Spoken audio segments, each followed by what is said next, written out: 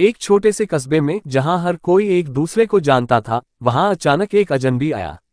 वह लंबा, शांत स्वभाव का और काले कपड़ों में था। कस्बे के लोग उसे देखकर चकित थे, क्योंकि कोई नहीं जानता था कि वह कौन है और कहां से आया है। अजनबी ने बाजार में एक पुरानी चाय की दुकान पर बैठकर चाय मंगवाई। दुकानदार रामलाल ने धीरे से पूछा, आप नए लग रहे हैं, कहां से आए?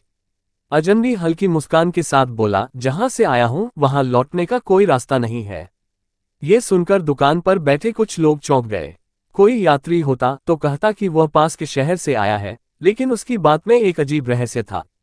कुछ दिनों तक वह कस्बे में घूमता रहा, कभी मंदिर के पास बैठता तो कभी नदी के किनारे घंटों अकेले बैठा रहता। बच्चों को टॉफी बांटता, बुजुर्गों की मदद करता, लेकिन अपने बारे में कुछ नहीं बताता। धीरे धीरे लोग उसके स्वभाव से प्रभावित होने लगे। एक दिन कस्बे में आग लग गई। एक घर धू धू कर जलने लगा और अंदर एक बच्चा फंस गया। भीड़ तमाशा देख रही थी, लेकिन कोई अंदर जाने की हिम्मत नहीं कर रहा था। तभी वह अजनबी बिना कुछ सोचे समझे जलते घर में कूद गया। कुछ देर बाद वह बच्चे को गोद में उठाए बाहर निकला, लेकिन खुद बुरी तरह झुलस गया था। डॉक्टर ने बताया कि उसकी हालत गंभीर है। कस्बे के लोग उसके आसपास इकट्ठा हो गए, हर कोई उसके ठीक होने की प्रार्थना करने लगा।